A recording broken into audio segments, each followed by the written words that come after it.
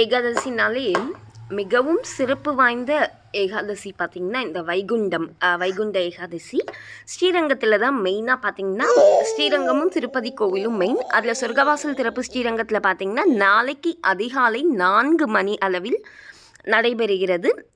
நேரில் முடிஞ்சால் போய் பார்க்கலாம். ரொம்ப கூட்டமாக தான் இருக்கும். முடியாதவங்க டிவிலே நம்ம சேவிச்சுக்கலாம்.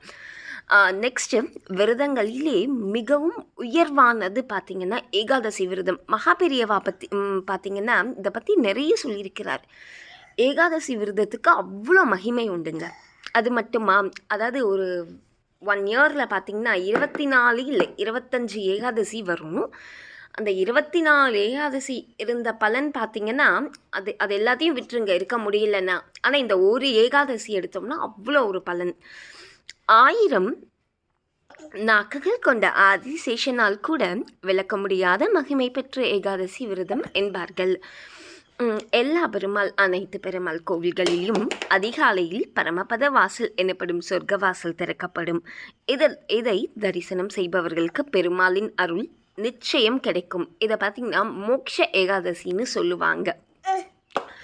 பெருமாளுக்கு பார்த்திங்கன்னா நீங்கள் முதல் நாளே துளசியை பறித்து வச்சுக்கணும். ஏகாதசி அன்னைக்கு துளசியை நம்ம பறிக்கக்கூடாது, பெரிய பாவம். அதாவது ஏகாதசி திதி 22ஆம் தேதியே பிறக்குது. இன்று மதியம் பார்த்திங்கன்னா நீங்கள் உபவாசத்தை ஸ்டார்ட் பண்ணணும். 22 22 நைட் நீங்கள் தூங்கிக்கலாம். நம்முடைய பாவங்கள் அனைத்தும் தீர்ந்து வாழ்வில் அனைத்திலும் வெற்றி பெற இறைவனின் திருவடிகளை பெற வேண்டும் என்பதே ஏகாதசி விரதத்தின் நோக்கமாகும். எல்லாவித கஷ்டங்கள் மிகவும் எளிமையான வறுமையில் இருக்கீங்களா? மனதார இந்த பெருமாளின் விரதத்தை 3 நாள் மனதார நினச்சி இருங்க, கண்டிப்பாக சரியாகிடும். இந்த ஆண்டு டிசம்பர் 22ஆம் தேதி 10 o'clock மேலே பார்த்திங்கன்னா ஏகாதசி திதி. ஸோ மத்தியானத்துலேருந்தே உபவாசம் இருக்க ஸ்டார்ட் பண்ணணும். நைட்டு பார்த்திங்கன்னா தூங்கிக்கலாம்.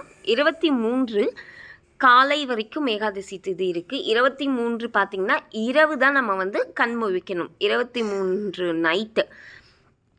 அதற்கு பிறகு துவாதசி திதி துவங்கி டிசம்பர் 24ஆம் தேதி காலை 7 மணி வரை உள்ளது. அதாவது துவாதிசி பார்த்திங்கன்னா 23 ஃபுல்லாக நீங்கள் உபவாசம் இருக்கலாம். முடியாதவங்க ஃப்ரூட்ஸோ தண்ணியோ துளசி தீர்த்தமோ சாப்பிட்டுக்கலாம். முழு அரிசி சாப்பிடக்கூடாது, பெரிய பாவம். டிஃபன் ஏதாவது லைட்டாக சாப்பிட்டுக்கோங்க, ரொம்ப முடியாதவங்க, பேஷண்ட்ஸ் அந்த மாதிரி இருக்கிறவங்க. துவாதசி அன்னைக்கு பார்த்திங்கன்னா 7 மணிக்குள்ளே வடை, பாயாசம், நெல்லிக்காய், சுண்டக்காய், அவுத்திக்கீரையெல்லாம் போட்டு சமைச்சு நீங்கள் 21 காய் போட்டு நம்ம செஞ்சு சாப்பிட்டுடணும். டிசம்பர் 23ஆம் தேதி இரவு முழுவதும் கண் விழிக்க வேண்டும். இரவு, அதாவது பார்த்திங்கன்னா அந்த இரவு பார்த்திங்கன்னா நிறைய பேர் பார்த்திங்கன்னா இந்த மொபைலை பார்த்துட்ருக்கிறது, பாட்டு கேட்குறது, அதாவது ஆன்மீகம் சார்ந்த ஒரு சொற்பொழிவு இல்லை பாட்டு அப்படி கேட்கலாம். விஷ்ணு சகஸ்ரநாமம் படிக்கலாம். விஷ்ணு நாமாவளி 4000 திவ்ய பிரபந்தம், பல்லாண்டு, இந்த மாதிரி நாமங்களை நம்ம பாராயணம் செய்யலாம். எதுவுமே என்னால் முடியாதுங்க அப்படின்றவங்க ஓம் நமோ நாராயணா, ஓம் நமோ நாராயணான்னு சொல்லலாம்.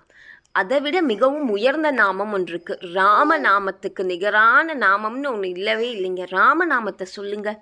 முடியலன்னா ஓம் நமோ நாராயணா சொல்லுங்கள். ராமநாமம் ஈஸி. இது 2 சொல்லலாம். எத்தனை முறை முடியுமோ அத்தனை முறை பாராயணம் செய்யலாம்.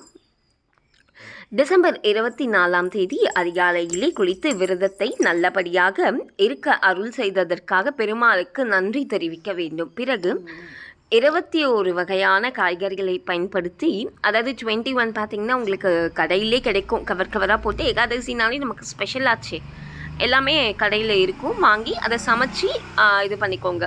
என்ன முடியுமோ அதை சமைத்து பெருமாளுக்கு தளிகை போட்ட பிறகு நைவேத்தியம் செய்து தான் நாம் சாப்பிடலாம்.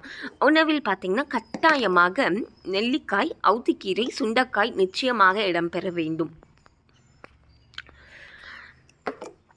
ஏகாதசி விரத மகிமையை நம்ம சொல்லவே முடியாது. அவ்வளோ ஒரு விசேஷமான விரதம். முடியாதவங்க அட்லீஸ்ட் பெருமாளோட நாமத்தையாச்சும் சொல்லிக்கிட்டே இருங்க. உபவாசம் இருக்க முடியாதவங்க உங்கள் வேண்டுதல், நியாயமான கோரிக்கைகள் எல்லாமே நிறைவேற்றப்படும். தேங்க்ஸ் ஃபார் வாட்சிங் திஸ் வீடியோ. நீங்கள் இன்னும் நம்ம சேனலில் சப்ஸ்கிரைப் பண்ணலைன்னா மறக்காமல் சப்ஸ்கிரைப் பண்ணிக்கோங்க.